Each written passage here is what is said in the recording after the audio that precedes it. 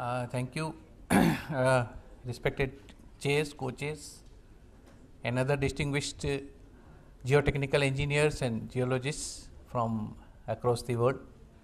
It's really a matter of great pleasure for me to talk to you at this point of time. Actually, this particular lecture I had designed more for the beginning, starting up this session, but then I could not really make it in time in the morning. The geotechnical engineering is facing a lot of challenges, and with the challenges there are opportunities, because we have to work with the ground in a manner which is unique in nature, and every time it presents a new context and a new situation to us. So from this angle,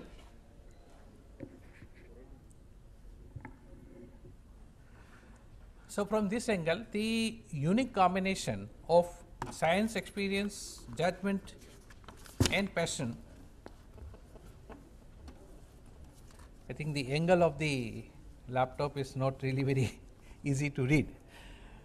So the unique combination of the science, experience, and judgment, and a passion for understanding the uniqueness and variability of ground conditions, that results from the various forces of nature, and it is the art of the determining the properties, and then using those properties in finding out that how the ground will interact with our intervention, be it the tunnel, underground opening, or a structure that is being put on the ground or with the under the ground.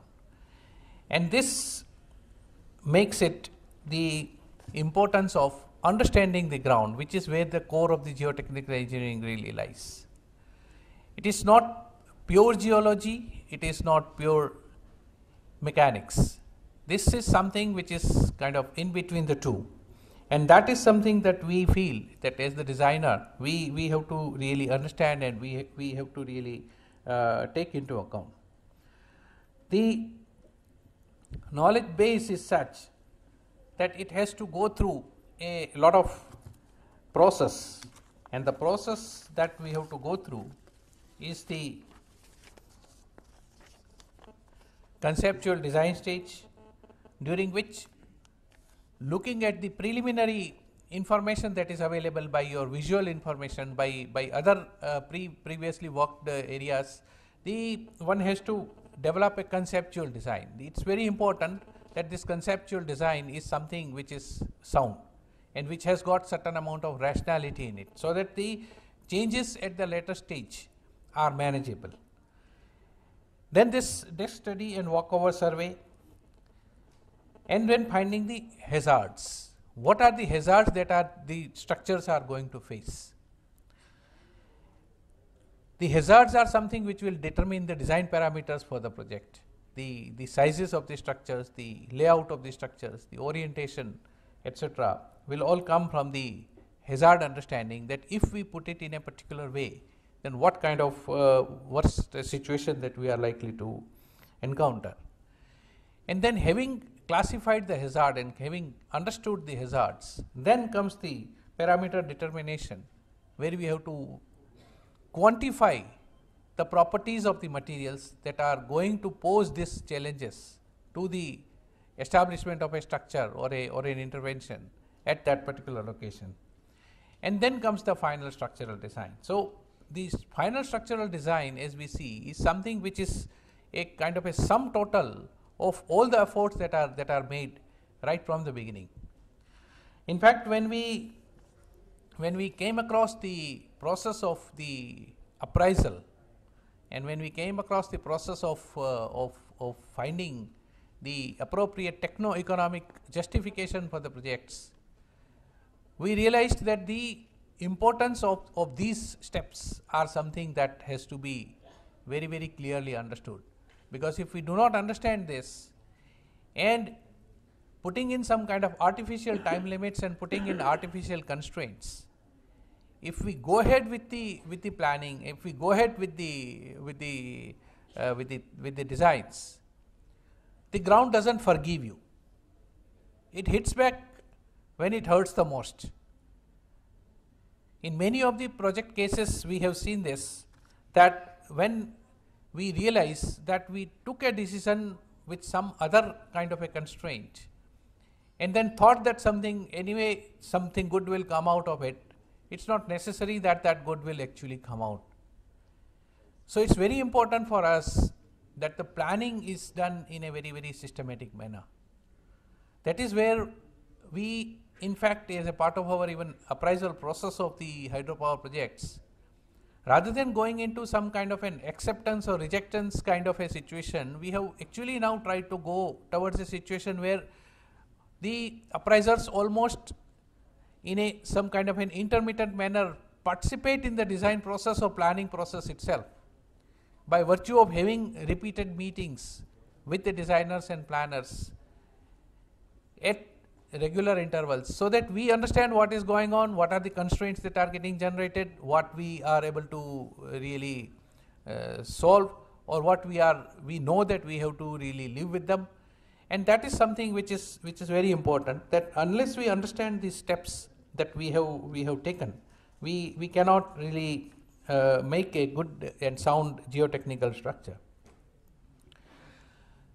And there the success comes from the knowledge of precedents. It is very much necessary to know that what happened in the similar circumstances. If we have to reinvent the wheel every time, then the technology does not progress. So it's very important for us to know that what are the precedents, and then the familiarity with the soil mechanics procedures that are required. A very simple thing. For example, we had a project, and in that project, the designs and the planning, etc., as it happens in case of water resources projects, took place long back, and then it kind of went into hibernation because of various reasons. And then suddenly somebody woke up and said that no, we have got to do this project. And when we started finding out the design, I mean, for a 40-meter high, 45 meter high dam, we found that only direct shear tests were done, and we were putting a dam for creating an artificial reservoir in an area which had seen no water, and it was likely to remain dry for a very long period of time. And then a simple thing like having this kind of a situation, unless we go in for it was a very simple thing. I mean, today, like it's ridiculous to say that, I mean, why we have not performed the triaxial test, but then that is how it is. And if we do not account for the soil mechanics procedures, we do not bring in the best procedures that are available at a particular point of time, the knowledge or the understanding of the material remains lacking to that extent, and that lack ultimately gives us back either a non-optimal structure, or it gives us back with some kind of a situation where we have to then go ahead and carry out so many remedial measures, and we have to live with a project which will continuously require kind of additional maintenance and additional problems. The other issue is that of the search for all the possible failure mechanisms. It's a little pessimistic approach. One has to really go through a pessimistic approach when we are planning a structure, because if you do not go with a pessimistic approach, then you always encounter with the surprises, and those surprises then check up the cost and the time overruns, which are kind of sometimes phenomenal. And then continuous learning as we proceed with the situation. Because what we find is that the geotechnical engineering, it has got such a huge spread across the entire civilizational development, especially in the infrastructure development, where we have to do every conceivable kind of a geotechnical structure, and there we have to understand the ground. It is very, very necessary that we have a very sound principles of design, and there we have to go with an interdisciplinary approach. This is something which I personally feel when we try to manage an overall project. The importance of an interdisciplinary approach cannot be really overemphasized. The interdisciplinary approach needs that the various opinions are taken into account and remedial solutions to those opinions or to those kind of problems are found in a consultative manner. Many a times it is seen that a particular part of the consultancy will produce a particular type of output, and then that output is given to the other side, and there is a very little dialogue between the two. These kind of situations, watertight compartment approach is something which has to be avoided in this interdisciplinary approach. The entire thing has to go through a number of cycles. Like for example, when we look at the geotechnical engineering, then we also have to look at how this particular material will behave under various conditions of loading, which may have the earthquake, we will have to see along with the hydraulics, and we also will have to see with the structures. So this interdisciplinary approach, in which a geologist, a simulation expert, or a material science expert, and a structural engineer participate in a common way, on a common platform, is something that is very, very important. If we do not do this, the final solution that comes out also has a lot of problem.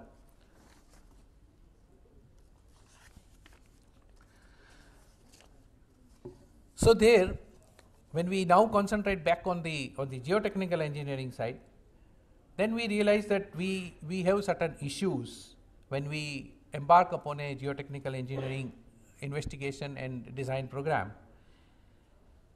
The major issue is how much investigation is sufficient. This is something which we encounter every time when we have to either plan a project, or when we have to appraise a project, or even when we have to finance a project. The important thing is that how much investigation, because no investigation can be enough in a complex environment like Himalayas that we are being presented with. But then simultaneously we have to also look at the situation and come to a kind of a optimal level at which we have to stop. But then the suboptimal level also is something which is not really desirable. So we have to, that optimal level has to be good enough. It is not simply from the cost or from the time point of view. There the issues of in the surface methods like the geophysical methods, they have been playing some good part with it. There is a good amount of advancement in the geophysical methods. We have got now tomography kind of applications where we can understand the entire strata in a three-dimensional manner. But then the proving of the results of the geophysical methods with the actual investigation in the form of drill holes is something that we are still not able to avoid. In many of the places we have seen that when the geotechnical, when the geophysical processes give you some kind of a comfort level, then that comfort has to be properly investigated before that comfort is utilized in your design. Otherwise, we may find that we land up with a surprise, and that is the place where we have to have the very important understanding of the underground. The geologic mapping is another area. The mapping has to be very thorough, and for that whatever inputs that are required in form of topographical maps and other things, that has to come. And then understanding the local geotechnical context in a regional geotechnical context. This is also a very important aspect, because many a times the local geotechnical context will be understood well if you have the regional geotechnical context, and for that the applications like remote sensing and precision surveying comes to a great help. Because regional geotechnical context actually gives you certain kind of ideas and certain kind of pre-notions that this is likely to be there, so that once you know that these situations are likely to be there, then those situations can then be handled, and for that we can then focus our local investigation program, especially to see that whether those situations are actually manifesting at the site or not. The subsurface methods have been our mainstay of the entire assessment program. and there the drilling and the in situ testing and the test excavation in form of drifts, and then the again the in situ testing for the principal stresses and various other structural parameters is something that's a must. And then the field trial of measures. In some of the cases, like for example in case of Sardar Sarovar project underground powerhouse, where we went ahead and excavated the entire powerhouse cavity to a span, for its full span, in order to understand that what a shallow cover will actually do to that particular cavern. So this kind of field trials of the measures is something that we feel that it is something which we have to really look at, and we have to put in wherever we consider it to be worth the risk. So the requirements have to be well planned and faithfully executed. Many times we are finding this particular problem because two streams are running in parallel. One is a stream where we have to define and carry out the engineering, and the second stream where we have to find the finances and we have to set the logistic understanding and logistic requirements of the finances and other things, permissions. And in the process, the faithful execution of the investigation program is something that gets becomes at times a kind of a casualty. So this is something I wanted to really highlight, that we must, as a geotechnical engineer, we must be capable of making the people aware about the risks that is happening because of any kind of shortcuts that are being taken place. This is one of the very big challenge in the geotechnical engineering side. In the testing and investigations, the challenges are that we have got a very highly variable ground at the low, and we are able to extract the samples which are not exactly a microcosm or a kind of a miniaturization of the actual situation.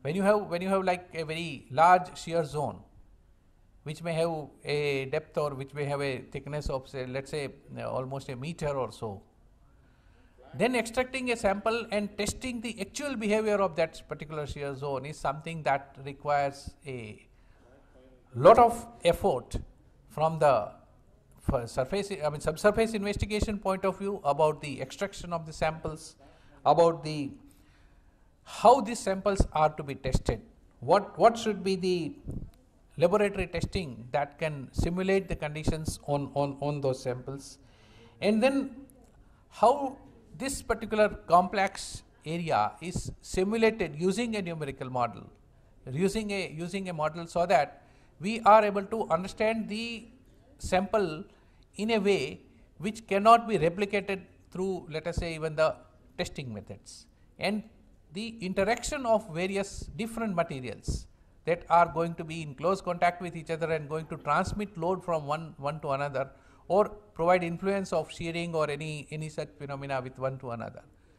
Now for this, even the in situ testing and that coupled with the modeling is something which I personally consider to be a very important aspect, which we need to really understand and which we need to really implement as a part of addressing the challenges in the behavior of the properties and the material behavior. So there we have been having this observational approach, analytic approach and empirical approach, and all these approaches have to be combined. The observational approach, where the investigations will come, the analytical approach, which is also now come up very well, especially in the case of the numerical modeling of the geotechnical phenomena. We have made very rapid advances, and now we have got the analytical tools which are quite capable of modeling an extremely complex situation, be it from the geometry point of view or be it from the material point of view. There are a number of such softwares are available, like rock engineering side softwares are there, the other large packages like Abacus, etc. are there, where we have seen, and we have, like in case of one of the arch dams in our country, we could go back and put all this information that was available into the model, and we were able to simulate how the dam will behave has behaved under a particular kind of loading condition and why a particular anomaly has come up. So, the analytic approach has actually gone up several degrees higher, and reliance on that analytic approach is something that we must understand that it has got a very great importance. Many of the things, for example, in case of a dam, we cannot really reasonably test it in the laboratory about the effect of a, let us say, 8.5 magnitude earthquake on it. When we look at the past and when we try to go into the classical geology and classical areas of the behavior of the lithosphere, then pure seismology, then also we are not able to realize that what is going to happen there, because then you are talking about 100 years back. Many of the things you have not observed. But the analytical approach is able to provide us with these kind of insights, that what will happen, and then having that we may be able to prove our designs, and proving those designs is something that is going to be a very big challenge for us, because now we do not only have to prove the designs to the other learned persons, but we have to also prove that design to the civil society in general. This is the big challenge that we are facing today, that once you have done a particular type of structure, that structure being so large has got very large impacts, and the society as a whole feels concerned about that particular project or that particular structure. And when that happens, then it becomes very important that even those who have not been trained also will have to be given enough amount of explanation, and that insight has to be made into as simple a manner as possible.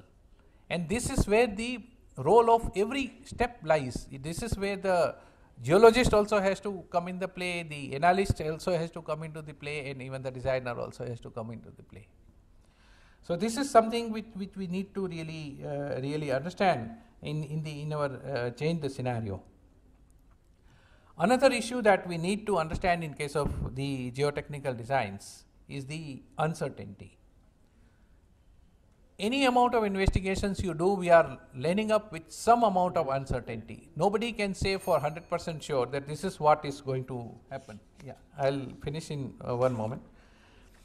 And in this case, the uncertainty have to be handled with a lot of good parametric analysis and good kind of a parametric envelope that has to be developed, and that development of the envelope requires a lot of experience, and we need to really handle the uncertainty through that.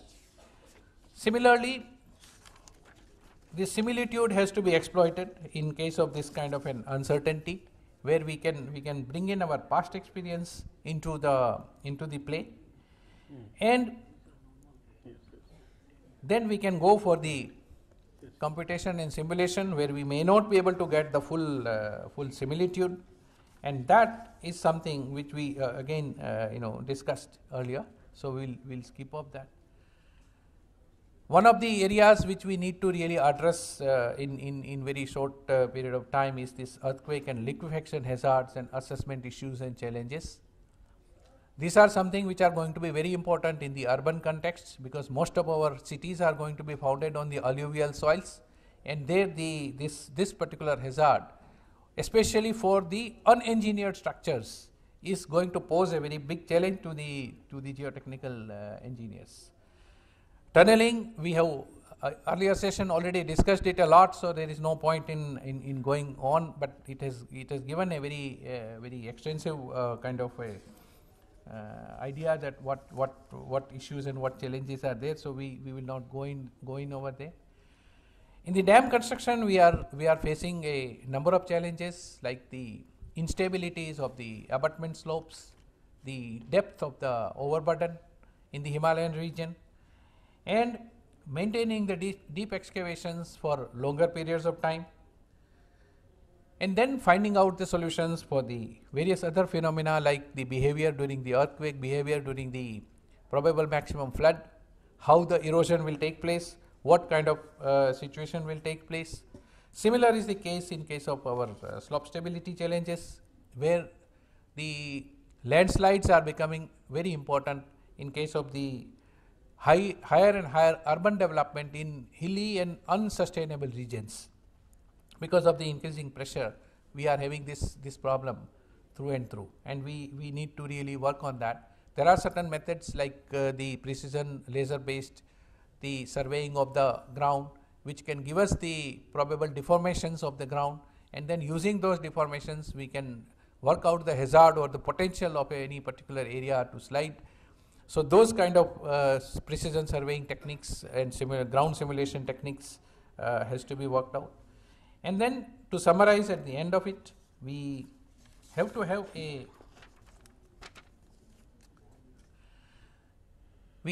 an understanding that the almost entire infrastructure field is going to be dependent upon the geotechnical engineering and geotechnical designs. So we need to continuously improve the existing approaches and development of new construction methods, and new research strategies are required to find the novel and creative solutions. Thank you very much for the patient hearing that you have given me. Thanks.